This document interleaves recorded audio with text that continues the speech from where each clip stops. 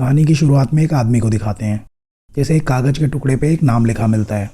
यह आदमी एक किलर है। वो पैसों के लिए खून करता था। वो उस आदमी के पास जाता है और उसे मार देता है। इसके बाद वोंग की मार्शल आर्ट स्कूल दिखाते हैं, जहाँ स्टूडेंट्स मार्शल आर्ट प्रैक्टिस कर रहे होते हैं। तभी मास्टर काई से कहता है वो बाहर जा रहा है और उसे लड़कों पर नज़र रखने को कहता है, पर फी उसे परेशान करता है। काई कहता है तुम मुझसे ज़्यादा जानते हो तो आओ लड़ो मुझसे। इसके बाद फी उसकी बेइज्जती करता है। इसके बाद बाजार में फी अपने दोस्तों के साथ होता है। वो एक लड़की को देखते हैं। फी कहता है वो लड़की उसके गले लगेगी और उसे किस भी करेगी। इस बात पे उसकी दोस्तों से शर्त लग जाती है। इसके बाद वो लड़की के पास जाता है और एक्टिंग करता है जैसे उसकी पिन फी की आंख में चुभ गई है, और जैसे ही वो उसकी आंख में फूंक मारती है वो अपना गाल आगे कर देता है। वो उसके पैरों के पास सांप जैसी दिखने वाली एक मछली रख देता है, जिसे देख के लड़की डर जाती है और उसके गले लग जाती है। तभी उस लड़की की माँ वहाँ आ जाती है और उसकी बेटी को छेड़ने के लिए उसे एक चमाट लगाती है। फी कहता है तुम्हारी बेटी इतनी सुंदर भी नहीं है कि मैं उसे छेड़ूं। इसके बाद वो औरत उसे समझाने के लिए उसकी थोड़ी ठुकाई करती है। इसके बाद फी वहाँ से भाग जाता है। तभी दिखाते हैं एक लड़का एक गरीब आदमी को मार रहा होता है। तभी फी वहाँ आता है। वो आदमी उसे बताता है उस लड़के ने उसका लूम तोड़ दिया है और अब उसे पैसे नहीं दे रहा। फी उसे आदमी के पैसे देने को कहता है, पर वो फी से कहता है निकल ले यहाँ से, वरना बहुत धुलाई करूँगा। फी आंटी से पिट के आया होता है और उसका मूड ठीक नहीं होता। इसके बाद वो उस लड़के की धुलाई करता है। तभी दिखाते हैं वो लड़की और उसकी माँ फी के पिता के साथ बैठी होती है। फी के पिता और वो औरत भाई बहन हैं। तभी फी वहाँ आता है। वो उसे फी की करतूत बताती हैं। तभी वहाँ मास्टर ली आता है और वो मास्टर वोंग से कहता है कि फी ने उसके बेटे की यह हालत की है। वो बहुत गुस्से में होता है। मास्टर वोंग की बहन कहती है हम तुम्हें 10 बार मौका देते हैं फी को मारने का। इसके बाद मास्टर ली का एक आदमी फी से लड़ने लगता है और उसकी 10 स्ट्राइक पूरी हो जाती हैं। इसके बाद फी उसकी हालत भी मास्टर ली के बेटे की जैसी कर देता है। मास्टर वोंग फी को पनिशमेंट देता है और काई को उस पर नज़र रखने को कहता है, पर फी का दोस्त उसे एक चेयर दे देता है। जब मास्टर वोंग वहाँ आता है तो वो देखता है कि फी चेयर पे बैठा है। वोंग अपने बेटे से परेशान हो जाता है। वो उसे एक और सज़ा देता है। तभी फी का दोस्त वहाँ आके उसे बचाता है। वो फी को बताता है मास्टर वोंग ने फी को सुधारने के लिए और उसे कुंफू सिखाने के लिए बैगर शो को बुलाया है। वो बताता है कि वो कितना खतरनाक है। उसके सारे स्टूडेंट्स या तो लंगड़े या लूले हो जाते हैं। कोई भी सही सलामत उसके पास से वापस नहीं आता। फी अपने दोस्त से उसकी मदद करने को कहता है। दोनों सोचते हैं कि फी को वहाँ से भाग जाना चाहिए। इसके बाद फी वहाँ से भाग जाता है। वो एक जगह खाना खाने जाता है, पर उसके पास पैसे नहीं होते। वो वहाँ एक आदमी के पास जाके बैठ जाता है और अपने लिए बहुत सारा खाना मंगवाता है। खाना खाने के बाद वो वहाँ से जाने लगता है। तभी उसे एक आदमी खाने के पैसे देने को कहता है। फी कहता है पैसे वो आदमी देगा, वो मेरा बाप है। लेकिन ये रेस्टोरेंट उस आदमी का होता है और जो उससे पैसे मांग रहा था वो उसका बेटा था। इसके बाद उनके लोग फी को मारने लगते हैं। उनके साथ ये गोरेला भी फी के पीछे पड़ जाता है। तभी एक बूढ़ा उसे बचाता है और वो दोनों वहाँ से भाग जाते हैं। वो बूढ़ा उससे पूछता है तुमने उनके पैसे क्यों नहीं दिए? तो फी उसे बताता है उसके पिता ने कुंफू सिखाने के लिए किसी सो नाम के बुड्ढे को बुलाया है और वो बहुत खतरनाक है। फी उससे उसका नाम पूछता है। वो बूढ़ा आदमी कहता है उसका नाम बैगर शो है। ये बूढ़ा वही है जिसको मास्टर वोंग ने बुलाया था फी को कुंफू सिखाने के लिए। ये सुन के फी डर जाता है और वो उस पर वार करने लगता है, पर वो बूढ़ा एक कुंफू मास्टर होता है जो फी को आसानी से हरा देता है। फी के पास और कोई रास्ता नहीं होता। वो उससे कुंफू सीखने के लिए तैयार हो जाता है। हर दिन वो बूढ़ा फी को परेशान करता है, लेकिन जब भी फी वहाँ से भागने की कोशिश करता था वो उसे पकड़ लेता था। एक दिन फी उसे चकमा देकर वहाँ से भाग जाता है। उसके कपड़े गीले होते हैं। वो एक जगह पे अपने कपड़े सुखा रहा होता है। तभी वो किलर वहाँ आ जाता है। फी उस किलर के बॉक्स के ऊपर बैठा होता है। वो उसे वहाँ से जाने को कहता है। फी और उसकी लड़ाई शुरू होती है। वो फी को हरा के उसे अपने पैरों के बीच से निकलने को कहता है। इसके बाद फी वहाँ से चला जाता है। भागते भागते वो गिर जाता है।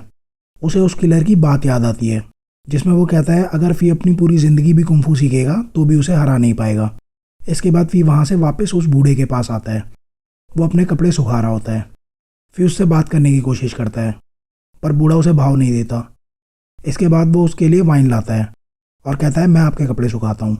इसके बाद फी की ट्रेनिंग शुरू होती है। वो बूढ़ा हर रोज़ उसे टॉर्चर करता था, पर इस बार फी वहाँ से भागता नहीं। वो ये सब कुछ चाहता है ताकि मास्टर सो से कुंफू सीख सके। एक दिन वो फी को अखरोट देता है और उसे अपने हाथ से तोड़ने के लिए कहता है। कुछ दिनों बाद फी ऐसा कर पाता है। फिर वो बूढ़े से कहता है क्यों ना आज हम कहीं बाहर चलें। बहुत दिनों से वो कहीं गए नहीं हैं। सो बाहर जाने के लिए मान जाता है। फिर वो दोनों बाजार में एक खेल में पैसे जीत रहे होते हैं। इसमें यह बताना होता है कि सिक्का किस बाउल में है। मास्टर सो हर बार बता देता है। वहाँ मौजूद सभी लोग मास्टर सो पे पैसे लगा देते हैं। वहाँ पीछे एक आदमी खड़ा होता है। वो कहता है तुम्हारी किस्मत अच्छी है, मेरे साथ खेलो तब मानूं। मास्टर सो कहता है आजा फिर मैदान में। इसके बाद वो सिक्का बाउल में रख के घुमाता है और मास्टर सो अपनी बैट लगाता है। इसके बाद वो आदमी बाउल हटाता है। वो सिक्का उसने अपने हाथ में छिपा दिया होता है। इसके बाद उसके आदमी पुलिस पुलिस चिल्लाने लगते हैं और वो पैसे लेके वहाँ से भागने लगता है, पर फी उसे रोकता है। वो कहता है अबे ओ हमारे पैसे वापस कर। इस आदमी का नाम आयरन हेड है। इसके बाद वो दोनों लड़ने लगते हैं और वो अपने स्टाइल से फ़ी को थोड़ा परेशान करता है, पर मास्टर सो उसके साथ होता है तो वो उससे लड़ने में फ़ी की मदद करता है। मास्टर सो उसे एक हथौड़ा देता है जिससे फ़ी आयरन हेड के सर से सींग निकाल देता है। इसके बाद एक बार फिर उसकी ट्रेनिंग शुरू होती है। तभी मास्टर सो की वाइन ख़त्म हो जाती है। वो फ़ी को पैसे देकर बाजार भेजता है और वाइन लाने के लिए, पर फ़ी बहुत भूखा होता है। वो उन पैसों से खाना खा लेता है और शराब की बोतल में आधा पानी मिला देता है। वहाँ बिना वाइन के मास्टर सो के हाथ कांपने लगते हैं। तभी वहाँ आयरन हेड एक आदमी के साथ आता है। वो अपना नाम किंग ऑफ स्टिक्स बताता है। जब वो बूढ़ा अपना नाम बैगर सो बताता है तो वो डर जाता है और डर के मारे वहाँ से जाने लगता है। तभी आयरन हेड उसे कहता है ये झूठ बोल रहा है, देखो इसके हाथ कैसे कांप रहे हैं। इसके बाद वो आदमी मास्टर सो से लड़ने लगता है, पर वाइन ना पीने की वजह से उसके हाथ ठीक से काम नहीं कर रहे होते। तभी फ़ी वहाँ आ जाता है। वो उससे वाइन मांगता है। जैसे ही वो पीता है तो वो पानी होता है। तभी वो मास्टर सो को मारने वाला होता है, पर फ़ी बीच में आ जाता है। तभी फ़ी झोपड़ी के अंदर चला जाता है और मास्टर सो को बुलाता है। जैसे ही वो आदमी अंदर आता है, फ़ी उसका गला दरवाजे में फंसा देता है। इसके बाद वो दोनों वहाँ से भाग जाते हैं। इसके बाद फ़ी और मास्टर सो अपनी झोपड़ी में बैठे होते हैं। फ़ी कहता है वाइन के बिना आप लड़ नहीं सकते। अगर आपने मुझे कुंफू सही से सिखाया होता तो आज मैं उसे हरा देता। सो कहता है अच्छा तो तुम्हें क्या लगता है मैं तुम्हें कुंफू नहीं सिखा रहा। फ़ी कहता है तुम मुझे बस मार खाने के तरीके सिखा रहे हो। इस पे मास्टर सो हंसने लगता है। वो फ़ी से कहता है तुम्हारे पिता का कुंफू बहुत अच्छा है, फिर उन्होंने मुझे क्यों कहा तुम्हें सिखाने के लिए। फ़ी कहता है वो मुझे टॉर्चर करना चाहते हैं, इसलिए उन्होंने मुझे आपके पास भेजा। सो कहता है वो जानते हैं मेरा एक सीक्रेट स्टाइल है, 8 ड्रंकन गॉड्स। बहुत से लोग मुझसे सीखना चाहते हैं पर मैंने किसी को नहीं सिखाया। इसके बाद वो फ़ी को अपना स्टाइल दिखाता है। वो कहता है मेरे स्टाइल सीखने के लिए तुम्हें पहले पीनी पड़ेगी। इसके बाद वो फ़ी को वाइन पीने के लिए कहता है। बातों बातों में फ़ी इतनी वाइन पी लेता है कि वो बेहोश हो जाता है। अगले दिन फ़ी की असली ट्रेनिंग शुरू होती है। मास्टर सो का स्टाइल ऐसा है कि देखने वाले को लगता है उसने पी रखी है और वो नशे में है, और इस स्टाइल से लड़ने के लिए पीना भी ज़रूरी है। इसके बाद एक एक करके वो सभी ड्रंकन गॉड्स की टेक्निक प्रैक्टिस करता है। लास्ट स्टाइल होता है एक औरत का, जिसके लिए उसे एक औरत की अदाएँ आनी चाहिए। मास्टर सो उसे दिखाता है और प्रैक्टिस करने को बोलता है, पर वो ये लास्ट मूव प्रैक्टिस नहीं करता। इसके बाद मास्टर ली मास्टर वोंग के पास आता है और पूछता है वोंग ने गांव वालों को उनकी ज़मीन बेचने से मना क्यों किया। वोंग कहता है तुम्हें वो ज़मीन इसलिए चाहिए ताकि तुम वहाँ से कोयला निकाल सको। तुम वो ज़मीन सस्ते में खरीदोगे और उससे पैसे कमाओगे, और उन गाँव वालों को क्या मिलेगा, कुछ नहीं। ली कहता है अगर वोंग उसे ज़मीन खरीदने देगा तो वो उसे मुनाफे में से 20% देगा, लेकिन वोंग कहता है वो ज़मीन गाँव वालों की है, मैं तुम्हें वो कभी नहीं लेने दूंगा। इसके बाद उस किलर को दिखाते हैं। उसे एक और नाम मिलता है और वो नाम है मास्टर वोंग का। इसके बाद किंग ऑफ स्टिक्स को दिखाते हैं। उसके स्टूडेंट्स रात के जश्न की तैयारी कर रहे होते हैं। तभी फ़ी वाइन लेके आ रहा होता है। उसकी नज़र लाठी वाले भाई पे पड़ती है। फ़ी उसके पास जाता है तो वो उसे पहचान लेता है। फ़ी कहता है मुझे भूख लगी है और हाथों में खुजली भी हो रही है। इसके बाद वो वाइन पीता है और उस लाठी वाले की अच्छे से धुलाई करता है। वो उससे अपने मास्टर की बेइज्जती का बदला लेता है। जाते जाते वो वहाँ से वाइन भी ले जाता है। जब वो झोपड़ी में पहुँचता है तो मास्टर सो वहाँ नहीं होता।